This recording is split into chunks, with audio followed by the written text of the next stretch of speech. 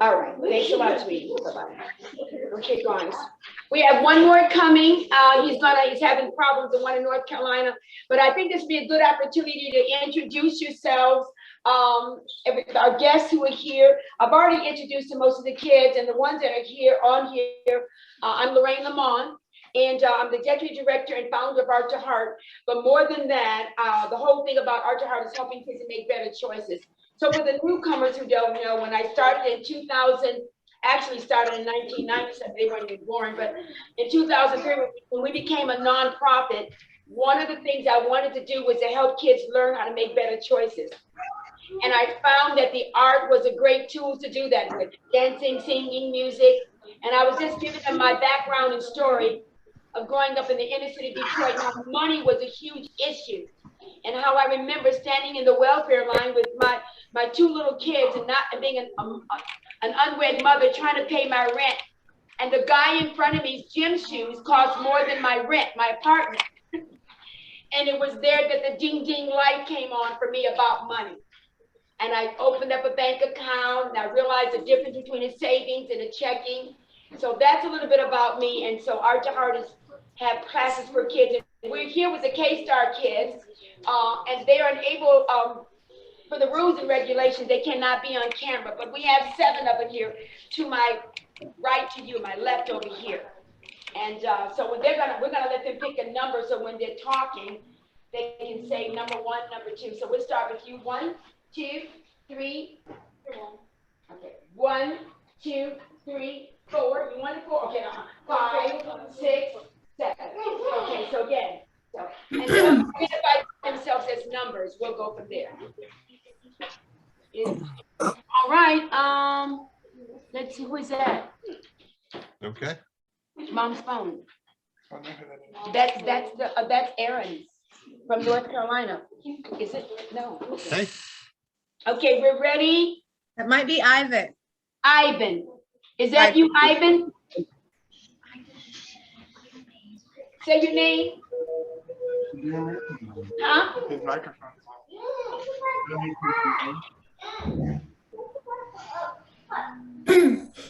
Right there. Who is that? Jaden. Jaden. Ivan, your microphone. You got to put your microphone on. Guess you can't hear me, can you? So, Cherie, do we have Ivan's number or someone I can call? His mother needs to know his, if you could text her and tell her, can't hear you. In the meantime, Lorraine, I can kind of start and introduce. I can start and introduce the couple that are on here because Sineria is going to start here in a second, and she's our CRA market manager, and so I'll let her talk a little bit about herself. I'm Brian Cowen. I'm on the board for Art to Heart, and also banking center manager for the branch here in Kerrville of Comerica Bank. And Debbie Clay, say hi, Debbie Clay. Hi. There's her face. So that's Debbie Clay. She's our banking center manager for our Ingram branch of Comerica Bank. So we're going to help to support the conversation today, answer questions, discuss a little bit about some definitions of things. But I'm going to go ahead and hand it over to Sineria for a second, and then just let her kind of talk about what she's going to do. Thank you, Brian. I'm excited to be here and really, the moment to represent Comerica. As Brian said, I am the External Affairs Market Manager for South Texas. So what does that mean? Well, I get to work for the bank and really understand what the needs of the community are and where we can send our resources, our support. And today is about really, how do we provide information to our kids so that tomorrow they can be better prepared when it comes to what is this thing about financial literacy? Why is it so important? Why do we want to understand it? And so I think that those are all the opportunities that I get as I am working in helping the community and guiding them, but also really learning from you all and in the ways of, how do we build financial habits? I think a lot of you already do a lot of this. So it's just saying we're a bank, but really we have every intention to, just hear and learn from our communities and raise expectations. So that is, in short, my full. I am in Houston. So I get to travel from Houston to San Antonio and Kerrville, which I haven't made my way up there yet. But that's basically the role that I get to play, really be the community face for the bank. And so here with my partners, I see Lindsay, I believe, and Brian, they're really there, the boots in the ground. They're really the ones who are helping provide additional services and support to all of our communities there in Kerrville. So with that, I will go ahead and say that this, we do have a presentation for you, but really it's more kind of help us guide the conversation. We want you all to be active. We want you to participate. We want to know how much you know, how much do you understand? And so please just know that while we are sharing some stuff, Debbie and Brian, that we become interactive. And if there's anything else that we can add, please chime in. Students, I think any time is a good time to ask questions, but do know that at the end, we will also have that opportunity where we're just getting one-on-one, like what questions do you have for us? Whether it's about the presentation or whether it's just anything in general about careers in banking. So with that, I will go ahead and start sharing my screen. Brian, I don't know if Diana has made it. No, I haven't heard back from her, but okay. I wanted to check in first with Lorraine. I know I wanted us to introduce and then see if Lorraine wanted to say something to kick off before we started. Sure thing. I already shared my story a little bit with the kids, and I think I may interject later on, but the main thing was the fact that I told them that being on the welfare as a single mother for many years, and what I discovered when I graduated from high school, 2 kids, no husband, was the fact that money does matter. And share the difference between equal access and having equal outcomes. It's a major difference. So I'm mad how I didn't get what I wanted out of something where that I spent my money. I didn't understand the difference between my savings account. And so when I would just go in money, I would get more. I could make leaving my money alone in the savings account. Yeah. Yeah. Yeah. So we're going to, I think, touch on some of that savings and what the definitions are. So go ahead. I think we can go ahead and start. I don't think that Diana's going to come on, so you can go ahead and start. Okay. No worries. And, I think, Lori, thank you for sharing your story, because this is where we really come to understand that if you are able to learn to manage money, then you have the power to really dictate where your money goes. So with that, here comes our presentation. Kids, let's be money smart. So brought to you by Comerica Bank. And so let's get into it. We want to know from you, like, what do you understand as some of your needs and wants? What do you, please put it, whether you are responding back here to us via the audio or the chat, what are some of the needs and what are some of the wants? And why is it important to know the difference? Anyone? Adeline? Okay, number one here in K-Star says, what was the question?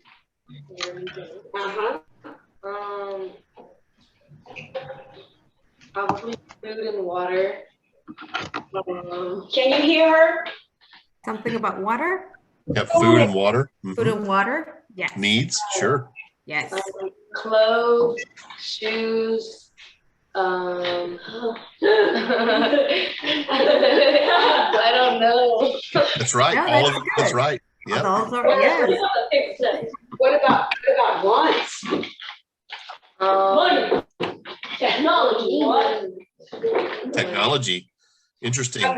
Somebody said technology. I did. I thought he did too. You did too? Technology. She said technology. Yeah. That runs an interesting gray line there. Little rides the line between whether it's a need or a want.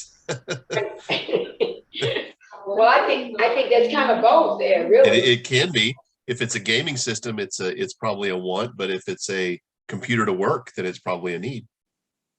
Well, headphones, Brian. Headphones could be a need, a movie. I need to see this movie, so I need to see this movie so that I can talk about the movie with my friends tomorrow at lunch, because they're all going to see it. So I need to see this movie. Right, and then headphones can be an interesting decision on whether you spend $15 to $20 on a needed headphone for work or $300 on a Beats headphone for play.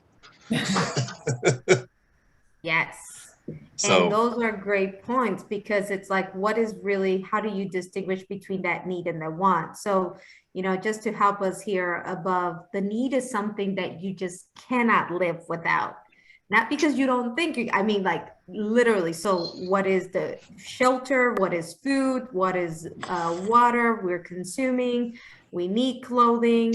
For some reason, if there's something medical that we need, those are things we just really cannot live without. And so sometimes we want some of those wants to be needs. And so that's where I think Brian was sharing, like, hey, those wants are something that you would like, but you kind of can't live without it, unless there is that intersection where we're looking at, headphones or computer. But I mean, do you really need to purchase $500 worth of that? Was that really a need, or was that really more of a want? And so everyday decisions like that make a difference. So anyone have any questions or any other things that they want to share between the difference between our needs and wants?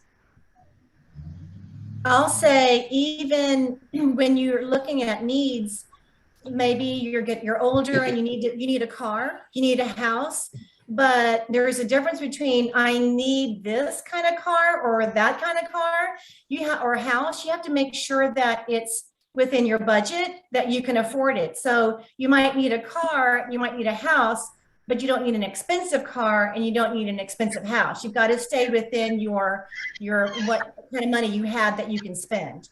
You have somebody with I thought you said a question. Oh, yes. Okay, I thought you said a question. Go ahead. I'm sorry. I thought. Okay, no, you're good. So Debbie, so what you're saying is that even though I need a house, I don't need that house that maybe has like 5 rooms or 8 rooms. Right. That's over my price. Right. Yeah. Maybe you need a house that has 2 bedrooms, maybe 1 bath, maybe 2, what you can afford, but you don't need something like you said with 5 or 7 bedrooms in it. On the bottom of the screen, it says mute, stop video, Yep. participants, share screen, record, Brian, you have reaction. something on your mind? no, I was just agreeing with Debbie.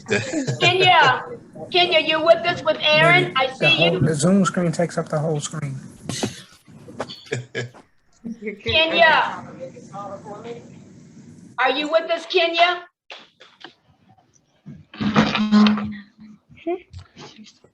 Go ahead. Okay, so I don't know if you can see it very clearly. So I'm going to go ahead and kind of read this out and kind of move here our little diagram to the side. So now let's go ahead and talk about what an opportunity cost is. So the opportunity cost is a trade-off, right? You're making one choice over another. Similar to right now, you know, in Debbie's example, you're making one home purchase versus another. It's those choices that we make every day, but those choices mean that we have to give up something. And that something else, maybe you're giving up your time, your money, or some other resource that you have. So here's a little example to kind of walk through. So let's say Sarah went to the mall with her friends on this beautiful Saturday morning for 3 hours. So before they left, they had lunch at the food court. Sarah paid $9.50 for her meal. She usually walks her neighbor's dog on Saturday morning and gets $5 for it. But since she went to the mall, her brother walked the dog and he was paid the $5. So out of the options here below, what was the opportunity cost of Sarah going to the mall? Anybody have any ideas? This is interesting because we've never really covered this before, opportunity cost. Okay, we have an answer here. Someone thinks they have an answer. Yes. For the first one, I think it's D. she didn't get paid the What do you think it is? I was gonna say D. opportunity cost. Okay. I hear B. And use D of- like dog. Oh, D. D. Okay. The $14.50 lunch and money lost and time. Anyone else? I think it's, she didn't earn the $5, right? She did them all. And She didn't earn the $5. it's the 50, she spent that on her lunch. And then she didn't get paid $5 because she went there. So Say D. Well, she's basically spending. She spent that day instead of earning. So that's a the choice. total. See. Yeah. Obviously, Any, Yeah. I see your face. any thoughts, kids? So, I mean, really what it's allowing us to do is kind of just think through like, oh, that's right. You think that a simple decision by just going to the mall, you don't lose anything out of it. No, actually you do. You spent money, $9.50, you spent your time, and you didn't make $5. So every day, every decision that you make, right, has this, what they call opportunity cost. And so what did you gain? What did you lose? And so there's always that give and take. You're going to make one decision, but you're going to have to give that up. You just can't have it all. So when we talk about managing money, managing decisions, managing wants and needs, these are the things that we need to think into, like, wow, what do I gain? What do I lose? What am I willing to, trade off at this one day? But are you making that decision every day? And then at the end of the week, wondering, well, where did my extra money, birthday money go? So, it's just us being thoughtful about where we're putting our decisions and whether we are earning or we are just continuously taking from our piggy bank or taking from our birthday. So anyone have any thoughts before I move from this example?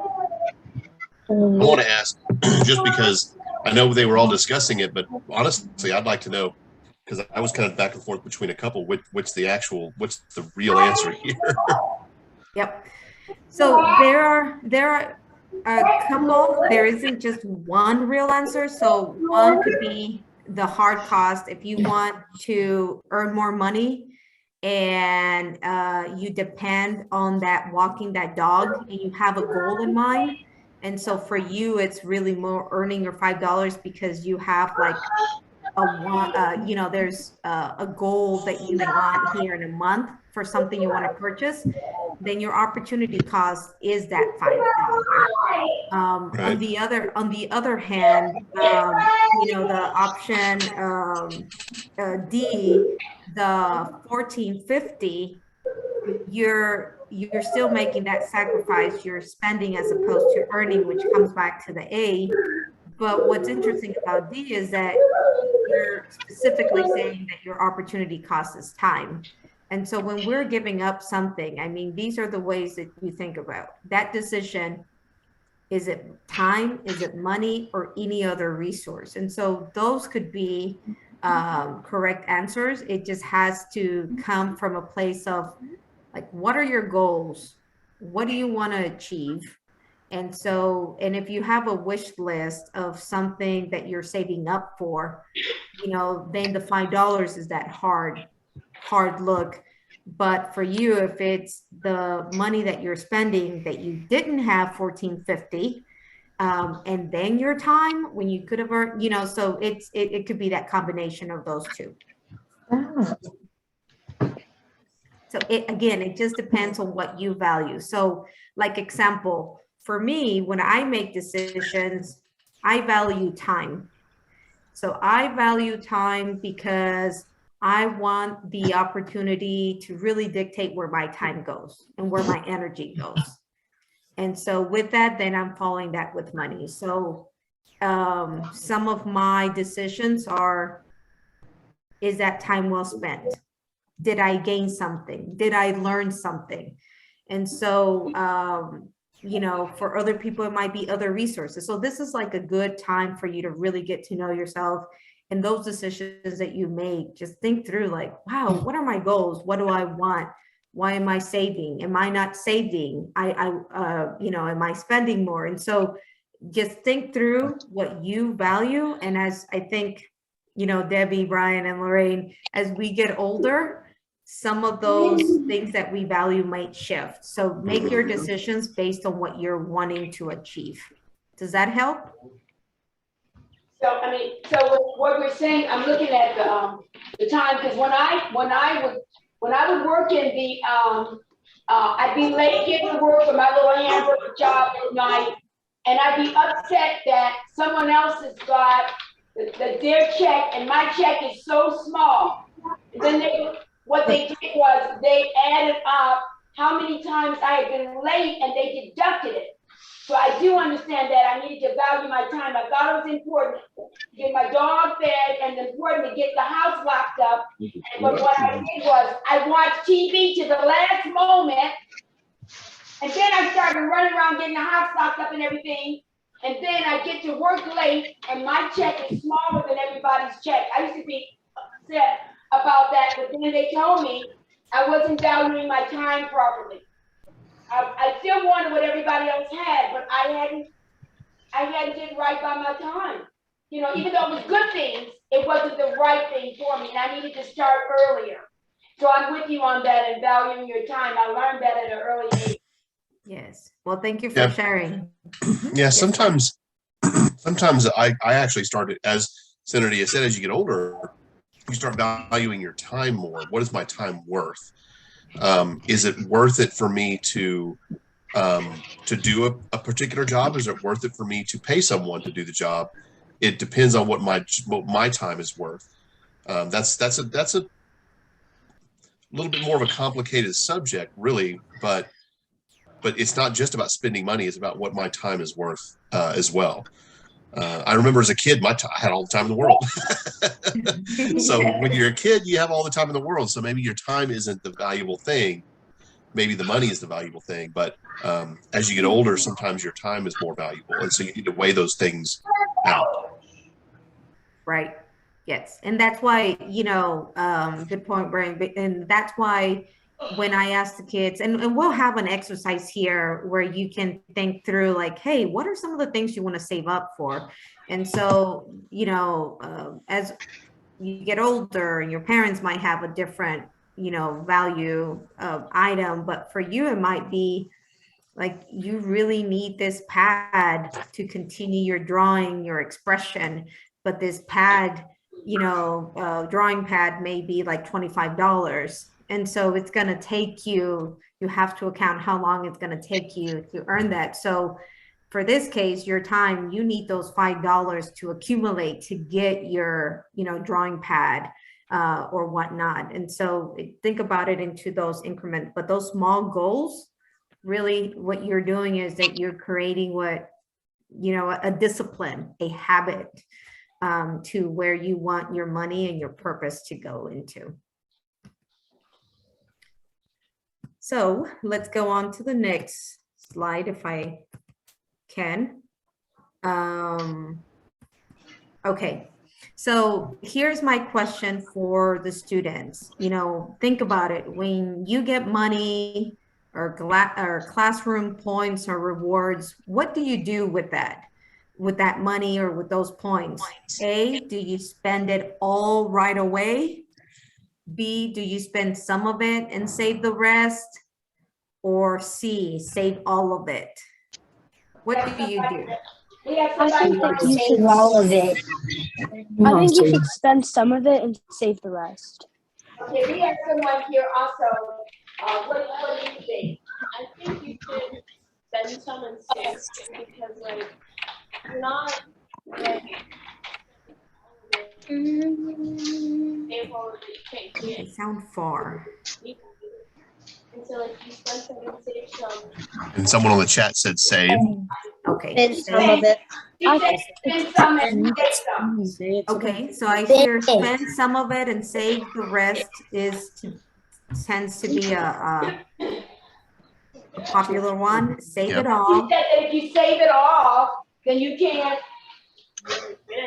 really get anything to take care of what you need to. Okay. Fine. Save some and spend some. If you spend some of it and save the rest, you might need to buy something at that moment, but like have Yep. the rest for whenever you need it. Yep, Lindsay's right. Absolutely. Yep. So do we have anyone who says, no, let me go ahead and spend it, all of it at once? And it's okay if you do. I'm going to say that I'd like to do that, but I have to tell myself not to. So I'm going to say it's what you want to do. Yes.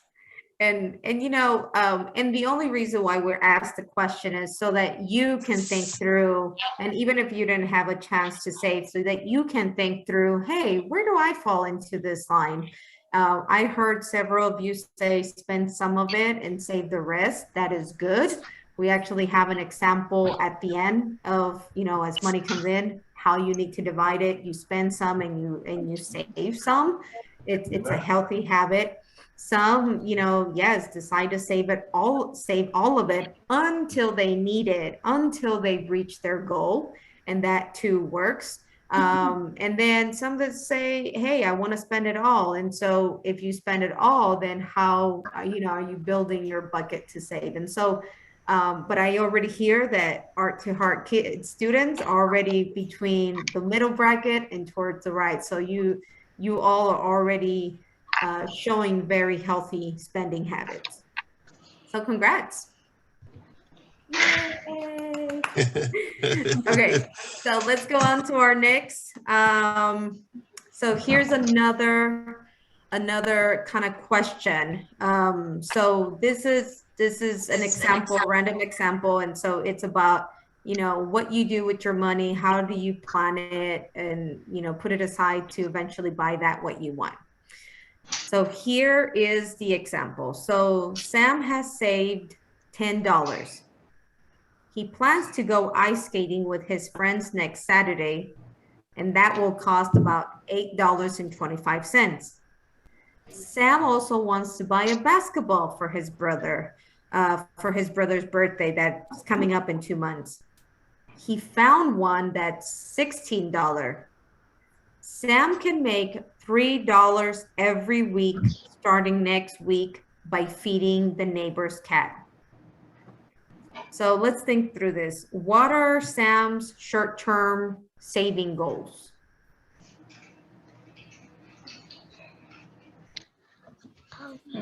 His short-term saving goals are to save enough money to do the things that he wants. Yes. And what specifically does he want? He wants to go skiing and then buy the basketball for his brother. Perfect. So those are 2 things. Anyone else? I was gonna do that. Okay, so those are correct. Those are 2. So, you know, you have to immediately think, what's my goal? And then how do I get there? So then the next question is, okay, after Sam goes ice skating, how much money will he have left from his savings? He would have $1.75. because right here, we know that up to now, he has saved $10. And he goes and spends $8.25. Do we see that? Everyone with us? Good math, I'm horrible at math. Yeah. Okay. Yeah. So he then is left with $1.75. So how much more does Sam need in order to save and buy the basketball for $16? $14.25. That's it. Yeah. Everyone see that? So she took that 175 that he had left over from his savings. So she took that 16 minus the savings that she already has, which is 175, and that came down to 1425. So he reached one goal. His second goal is that basketball, and he needs $14.25. So now the last question. How long will it take Sam to save enough money for the basketball? Ooh. It would take him 5 weeks and he'd have a little bit of extra money. So tell us why, break it down for us. Tell us why the 5 and where you're getting this from. He makes $3 every week. Yep. So each week he's making $3. So in 5 weeks, he'd be making $15. And since he still has $1.75 left over, he would have $16.75 to buy the basketball. That's correct. So he gets $75 extra left over. Does everyone kind of hear and see how we got to that? Yeah, I do. Okay. But I was really a bad person with math. I still am. But I'm really surprised how these kids can figure it out as fast as they do. You know, somehow I just never get the numbers right. And I like it. I mean, it's like, okay, we need $16. We already have 175, right? But he's over here making money, $3 every week. So you multiply that, what he's making, because that's what's coming into your bucket until you hit your goal. And so you see, you have a goal in mind, and then you know where this money is coming from. And so you work opportunity costs, and you're saving up those $3. Finally, you know that you have to pace yourself, that it's going to take you 5 weeks in order for you to get that over that 17 or so dollars that gets you again. And would that give him enough time? He wanted to buy that basketball in 2 months. And if he gets to it in 5 weeks, does that give him enough time to save and buy it for his brother? That would give him enough time. Yep. Yeah. I feel as, like, me personally, I feel as though he should have saved the money for the basketball first, because to me, family comes before friends do. And his brother's birthday is going to come in 2 months no matter what, but he could have rescheduled to go ice skating. Thank you, Lindsay, for sharing that. So what I hear is that you're making your decision. Remember, you make decisions based on what you value. So what I hear you sharing is that you value family.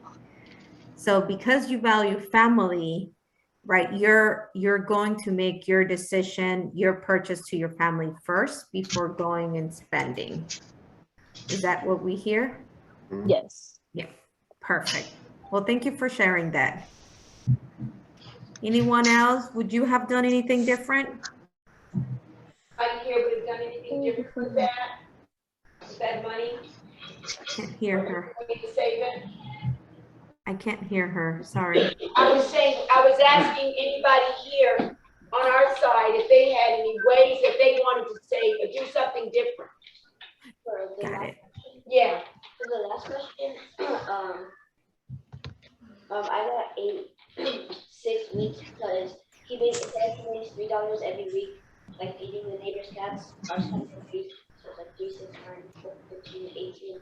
We have a, So that would be, I got 6 weeks for that. okay, say that, he says he's got 6 weeks. That he's got 6 weeks to build it up. Right, is that what you're saying? No, it would take him 6 weeks It would, yeah, to get the $16 for the basketball. he counted 6 weeks in order for him to get the basketball. But Sam still had $1.75 left over. Yeah. I mean, it would still get him, yes, the 5 weeks is like that immediate and he would still have that 75. But if he still wanted to have a little extra to where he buys the basketball and has more than 75 cents left over, then it would be 6 weeks. And then, I mean, it might be a good point. We're not even accounting for taxes. So Another story. you know, I mean, so that 75 would be much less because we also have to take into, so it is a good point. So Yeah, let's but- go ahead and here's the other idea, like you have to do it in 2 months. You can do 5 to 6, depending on how much you want left over for your savings at the end. But what about if he would have taken another job and instead of earning $3, now he's earning like $6 a week because he was able to find another neighbor's cats. And it would have accelerated or gotten him to that savings plan quicker. Yeah.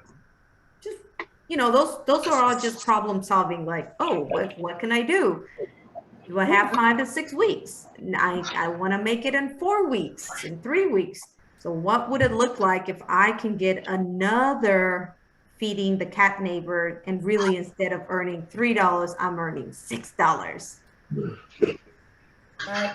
I like Lindsay's answer about buying the basketball first. Yeah. Because what if something happens and you can't walk the cat or feed the cat in a couple of weeks and then you don't have the money? So I always go on the safe side of things and pay for what I need first.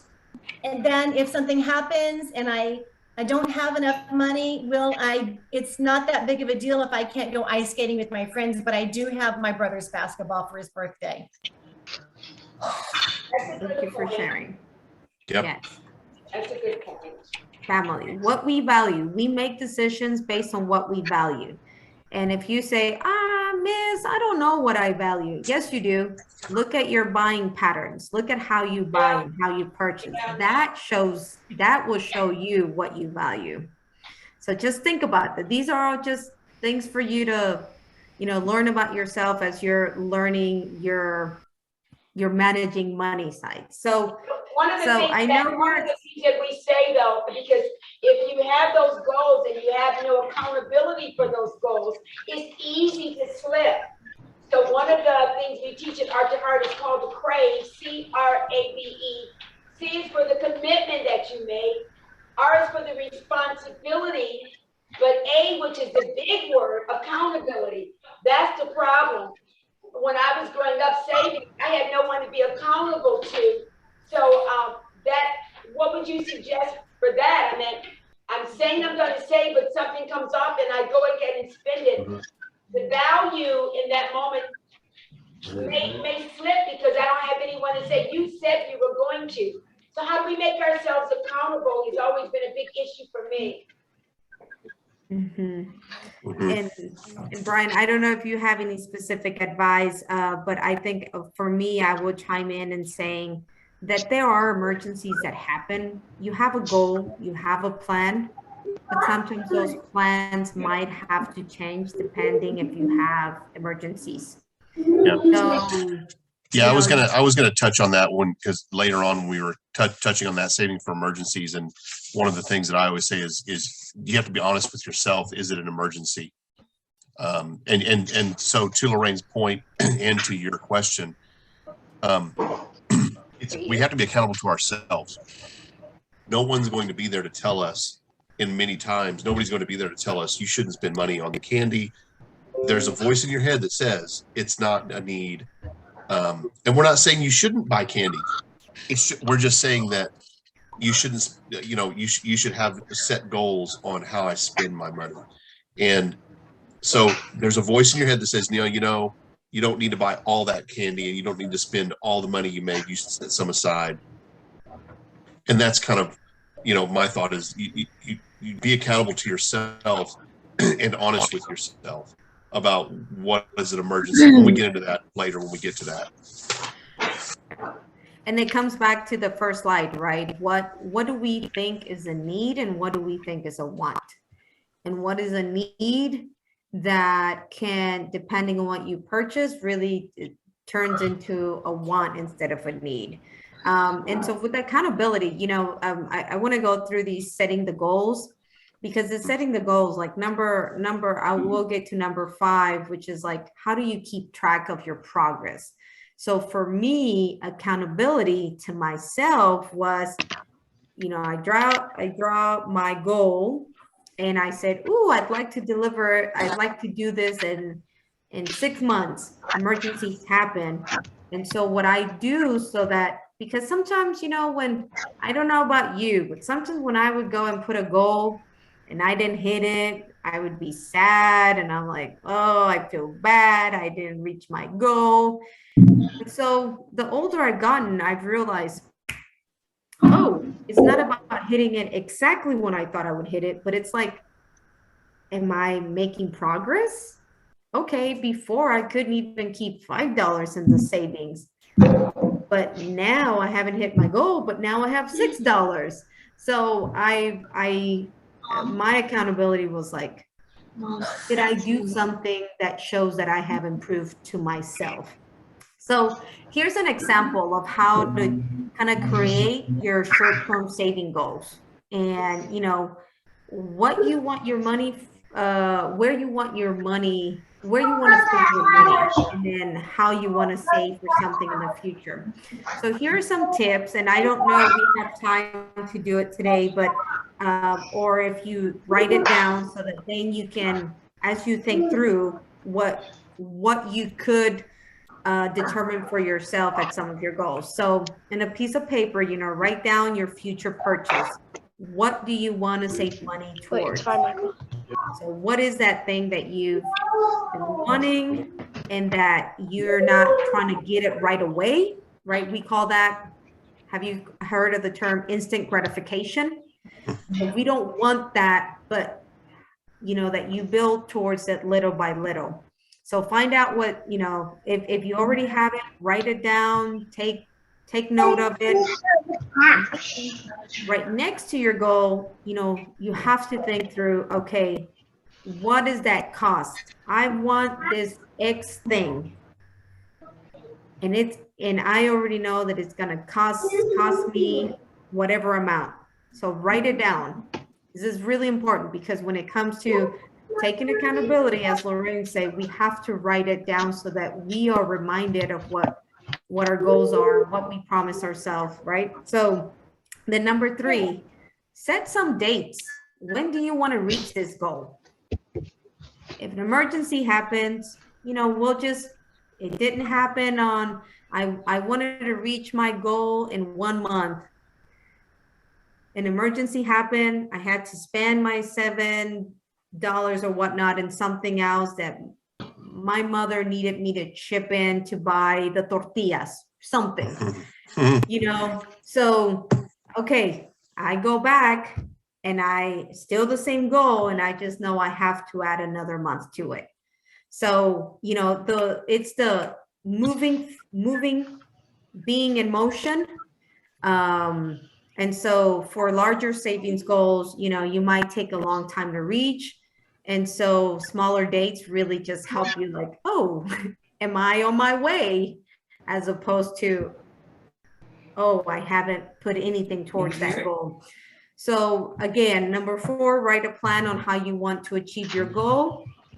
Number 5, keep track of your progress every week. So if I want to buy something in 2 months, at the end of the week, I'm showing, did I put my $3 for the week? And then those $3 add to the other week. Now I have 6. Then my $3 to the third week. Right? Okay, now I should have $9. And so those are the ways that you keep tracking to show that you are making your way. And then number 6, if you feel, again, you feel you need more time, set new dates, you can save more money or change your saving goals. But this is not something you do once. This is something you do for everything. And as you get older, guess what's going to happen? You're going to have your goals like this, and you're going to know what to do and how to track and how to make sure that you're scheduling some of those things, some of the goals that you want to reach. And so when we talk about making decisions, well, this goal setting will truly help you and make better financial decisions in the future. Adeline, did you have a quick comment? I did. I'm not sure. Most of our Zoom, if Sheree is still Just on. wanted to say that every else project's kind of moving. Is Sheree, are you still on? Yes, I'm here. Is Adeline's trying to say something. What was that, Adeline? I was just saying that the Zoom class is. I wanted to say that y'all are glitching and I really can't hear y'all that good. No. Can't hear us? You want to go? Can you hear me, Adeline? Barely, just a little bit. Just a little Yeah, bit. Can you turn on, do you think it's your volume? Can you try turning it on or up? Get up. I think I know what she's saying. It's something that we have to, it's just, it's cutting in and out sometimes on the bottom. Oh, okay. Her internet connection. Yeah. Okay. Yeah. I just wanted to say that, Sheree, I'm not sure how long did you set the class for? And I set it for an hour and a half. Okay, so you set it for about an hour? Yeah. So I was going to say for Sineria that I Take think your that, time. yeah, go ahead and move along with it. I don't want us to get cut off. Yep. Did set it over this time because we did get cut off the last. Yeah. So I put a little bit of extra. Okay. Okay. Budget? Do I move along? Yeah, go ahead. Okay. So let's go through this budget. So what, a budget is a spending plan, and you want to know where your money goes. And so this is where budgeting becomes really important. So here's an example. Imagine that you are grown up and that you have saved $10,000. Savings will be your income for the next 5 months because you're about to start a job. You don't have that money yet. You have 10,000 saved up. So here to the right are all the, not the wants, but the needs. So these are the things you have to pay. $910 in rent, $410 in car payment, $200 a month for food, $100 for gas, and then you are able to put your monthly savings of $180 aside. So how much money would you have left over after 1 month? After the first month, you have $8,200. So we take that 10,000 savings and we subtract by your total monthly expenses, which is 1,800. That gives us 8,200. You see that? So that's how much money we have after the first month. Now we only have 8,200 left. How much money will you have left after 5 months? I think it's 1,000, or not 1,000. I think it's 100. I'm not sure. Okay, no, it's okay. So this is what we can do. So how much money do you have after 5 months? So every month is 1,800, right? So it's gonna be 9,000 for 5 months. Exactly, because you multiply it by 5, and that's 9,000. So in So then you 5 have months, you are spending $9,000. So that leaves you, how much money does that leave you in your savings after 5 months? $1,000 again. So you take your 10,000 minus your 9,000 for 5 months. So which expenses, now that we know that we have $1,000 left over, which expenses can you pay using your money, the money that you have left over for the 6 month? You could pay just your rent, or you could pay, because if you pay your rent, you'd only have $90 left. Yep. Or you could choose to pay everything else and not pay your rent. Yeah, that's difficult, huh? Do we pay the car, the food, the gasoline, the monthly savings, but not the rent? No. Yeah, it's tough. So this is an example of why, even if you have savings and you need to use those savings, why it's important for you to know where the money goes. Because then you'll find yourself,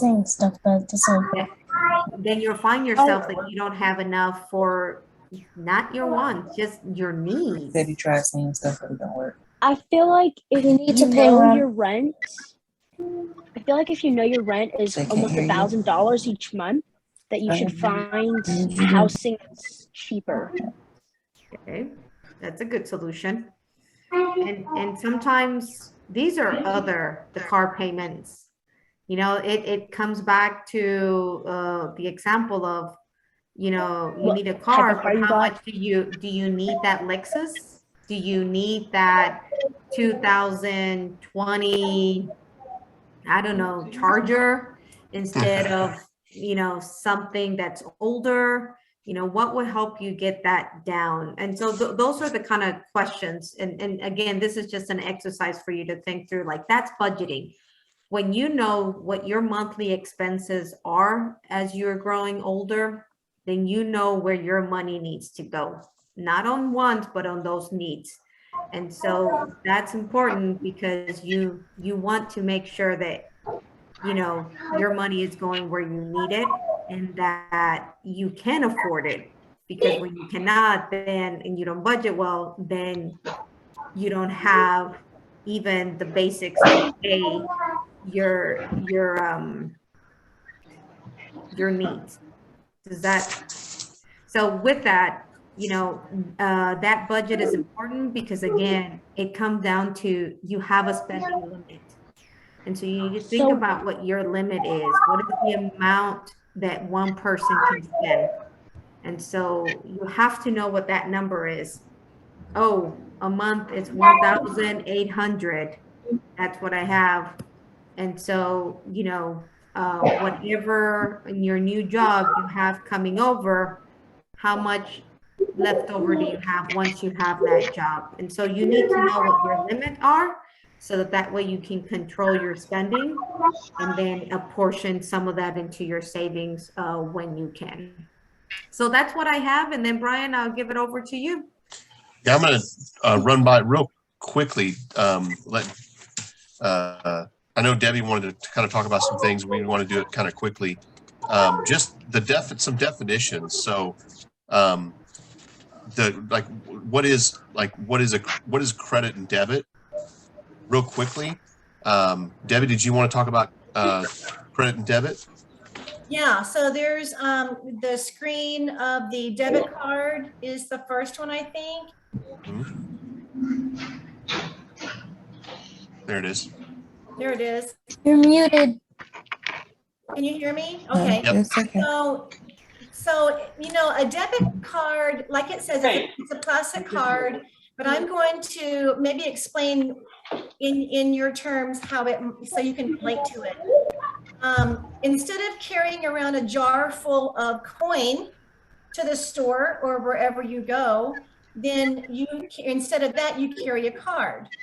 And so when you use a card, you're using your own money to pay for things, right? So you're like taking money out of your jar and paying for things. You're using this card and paying for things. That's a debit card. That money is coming out of your account, and you have to write your balances down every time that you spend that money, so you know how much is left over. Like the boy that was saving for his brother's basketball. And then on the credit card, which is I think the next screen, that is a little bit different. It is a plastic card and it looks just like a debit card, but I'll use this example because it says you receive a statement and you have to pay that money back. So, well, the example that I can think of to use this is I borrowed money from my mom to buy something because I didn't save up enough. Maybe I didn't save enough for the basketball for my brother. I had to borrow money from my mom. Now I have to save up some money to pay her back. And that's what how this credit card works. You use it to buy something, right? But then you haven't used your money yet. You're going to get a statement in the mail and you have to pay the bank back that money that you borrowed or used with this card. It's kind of like a borrowing card. Does that make sense? So I understand if you don't pay it back in time, that like interest adds on and you have to pay more than the initial value. Yeah. What if you just what if you're in a situation where you just can't pay it at all? What would happen then? Do you want to do that, Debbie? I say that question again. She was asking if you're not able to pay it at all. So that's okay. So I'm going to answer your question two ways, real quickly, because it's a good question. It's important. When you get a credit card statement, you borrowed that money, and so let's say you spent $100 in 1 month, and you couldn't pay all the $100 back. The credit card company is going to say, okay, you don't have to pay it all back right now, but you have to pay a minimum amount of $5 on the $100 that you spent. And then we're going to charge you that interest you talked about, which is a percentage, and it's detailed, but let's say that for $100, they charge you, another $1 just to keep that money that you didn't pay for, but they're going to let you pay it later, and they're going to charge you an extra $1, but you do have to pay a minimum amount. It's always important to at least stay on top of those minimum payments. And then the next month, you may be able to pay it off, you may not, but it's really important to not get too far into where you borrowed all that money from your mom that you're like, when am I going to be able to pay this back? So you really have to have a plan for when you're going to use the credit card, that you're going to pay it all off right away, or have a really short-term plan on when to pay it back. Because you don't want to get to a point where you have so much money borrowed from mom that when am I even going to be able to pay this back in any reasonable amount of time? Right. And So, the interest it's a high percentage rate. So after time, if you're only making that minimum payment, over time, you're going to end up paying so much more in interest than maybe you even borrowed or used in the first place. So you have to be very careful when you're using a credit card that you're going to be able to pay it back in a certain length of time, or when the bill comes in, because that interest is very expensive. Yes. I'm going to go on to, there's a couple of definitions here. One is, what is a debit? So you've heard the term debit card.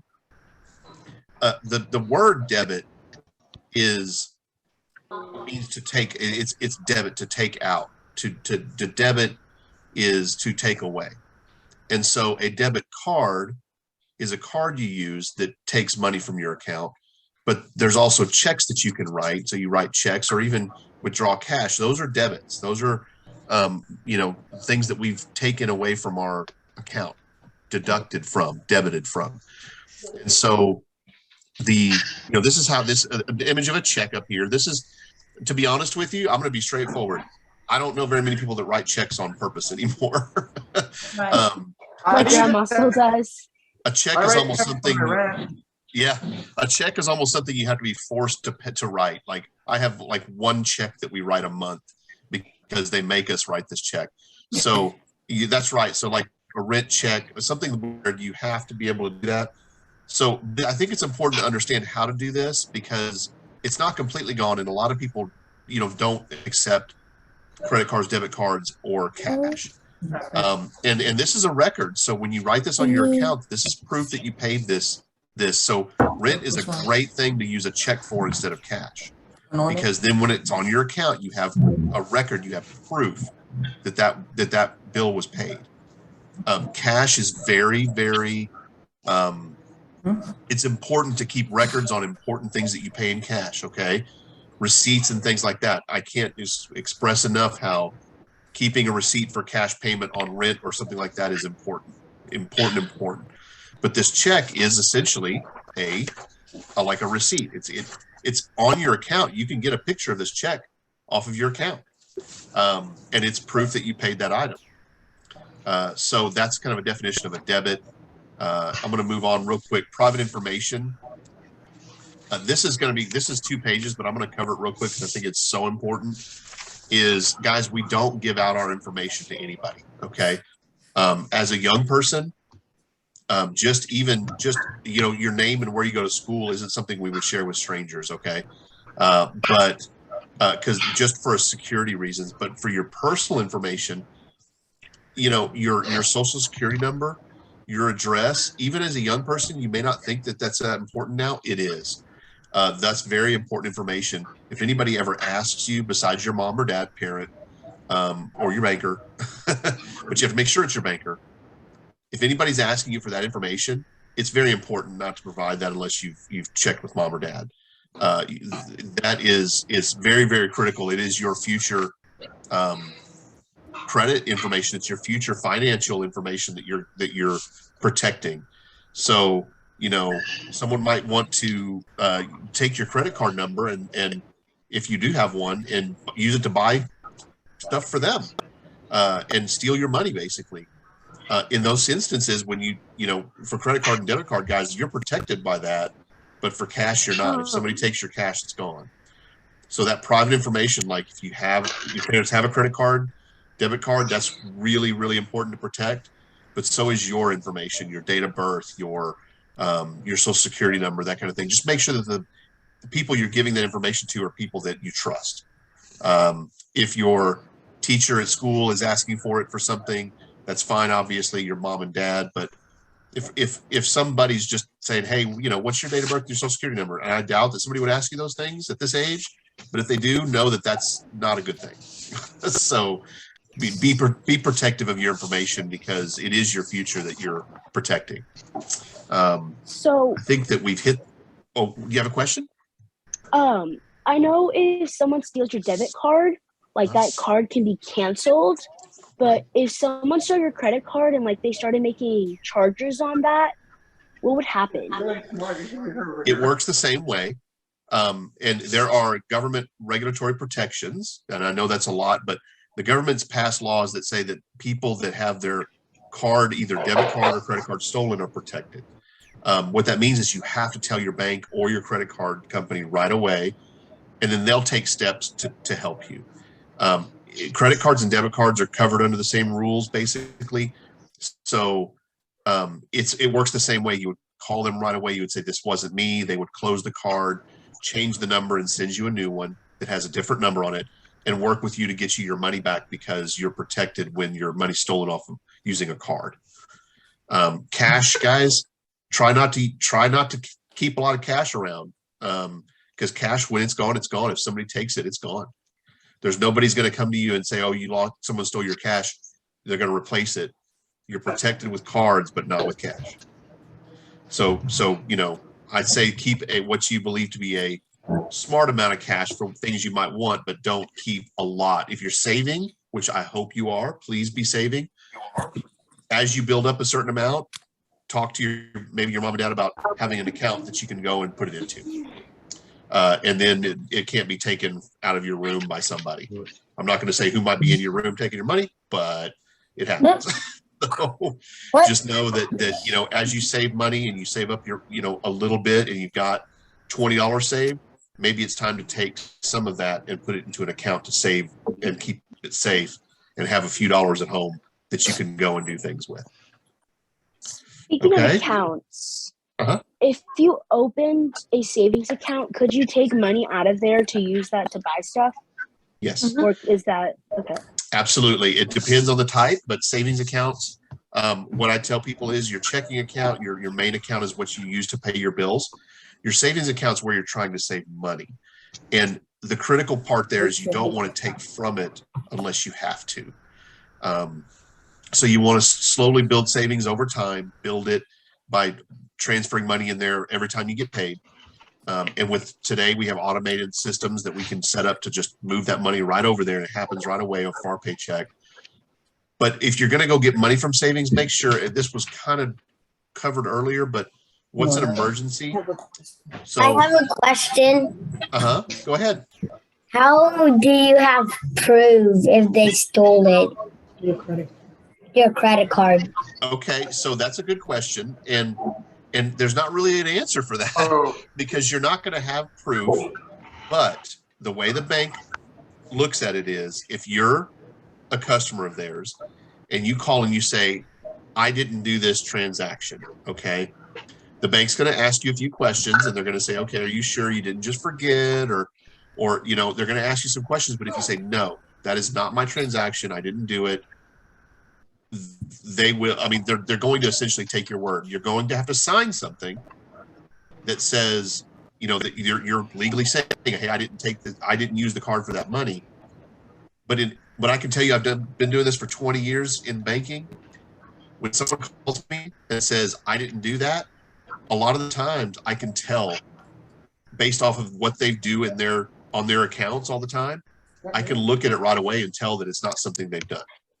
It's just not normal for what they would normally do. So the answer to that is the bank is not going to demand, they're not going to tell you have to provide proof that it wasn't yours, okay? But you do need to make sure that it isn't yours. And then you tell them that, they say, okay, and they'll have you sign something saying that you didn't do it. And then they'll do an investigation and they'll give you your money back for fraud. So you don't have to provide proof, but it is important to know that it's something you didn't do. So keeping track and keeping a record is important of what's coming out of your account. Right, and they're not going to give you the money back right away. They are going to do, like Brian said, an investigation and do their checks to make sure that it was stolen or fraudulent, and then give you your money back. Right. So generally, how long would it take to get your money back? Okay, that's an interesting question because she's right. They do an investigation, but if your card was used, if it was, we're talking specifically about cards here, the bank has to give you your money back, or the credit card company, within 10 days. Okay, so you will have your money that if you didn't do something and you notified the bank quickly, they will have your money back in your account within 10 days. That's the rule. But they still do an investigation, and if they find out later after they've given you your money that you weren't telling the truth, they will take the money back. So it's just important to know that you will get what's called a provisional temporary credit within 10 days. So you'll have your money back, and if you really didn't do it, then you'll never hear about it again. But if you just want to make sure that when you're reporting something, that you're very, what's called diligent, that you're very sure that the transaction that's coming out of your account was definitely fraud. And you will know. I mean, you know, when you have $10, and you know when you bought bubble gum, and you know when you bought candy, and you know when you bought something important like a gift for your mom. And you know that if $3 was missing, you didn't spend that on something. And that's kind of the way on your account, you'll see, I didn't buy that, I didn't spend that money there. And you'll know if you keep good records and understand what you do and what money you spent. It's just important to keep track of what you do so that you'll know. But those are great questions, though. Very, very good questions. Honestly, you guys are asking questions that a lot of adults don't ask or know. So very good questions. We have some questions on the chat. I haven't been paying attention. So it says, what if someone takes the card, then they put it in your bag then you get the blame for it. So if someone takes the card, and I guess I don't understand why they put it in your bag, but if someone takes your card, I think what you're saying is they've taken the card out of your bag, they've used it, and then they put the card back in your bag. Okay, I kind of was thinking the same thing, and the answer to that is that's okay. In actuality, what I will tell Adeline is a lot of people still have their card in their pocket when it's used without their consent, okay? Because a card has a number on it. And sometimes if they get that number somehow, they can use the number without having your card. So you don't have to, you can still have your card and still know that it was fraud, okay? So, you know, if somebody was to steal your card out of your, that's a great example. Let's say that somebody came into your house that you knew and took your card and went and bought something and brought it back and put it back, and you're like, how did that happen? That's still fraud, okay? That's still, you didn't do it, and so you're still covered to get your money back because it was fraud. Brian, I need to interrupt just for 1 second.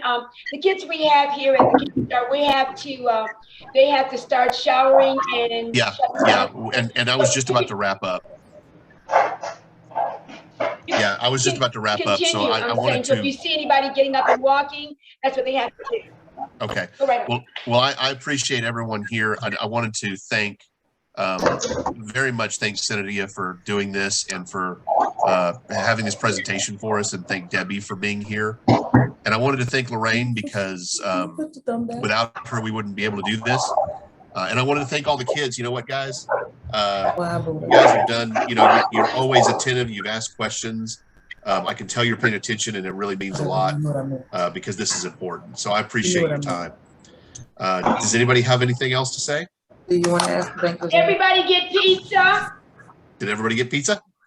Yeah. That's question you asked. Did somebody want to ask a question? Is there anybody else that had one more question? Aaron, did you have any questions, Aaron? Nothing? Okay. Good. So back to the fraud. Like if I think it was Adeline who asked if like they took the money, or if they took your card and they put it back with like a family member, and they were charged with fraud, like and like you knew them and you didn't want them to get in trouble, but you didn't learn until like the last moment, what would happen to them still? Well, I mean, what happens to people if they steal money? They go to jail, like, or they pay a fine or something. That's exactly right. So that's the same thing. If the bank does an investigation, and they will, and they ask the place where the card was used for video or transaction information or pictures, and they find out who did it, and that person, and you say, hey, you know, I know that person, you know, that's my card. Then that's what happens. The police will get involved. If they find out who did it, yes, that they will go to jail because it is stealing. What are you doing? Is there anybody else that had a question? What are you doing? What are you typing? Stop. Why are you typing that child's name?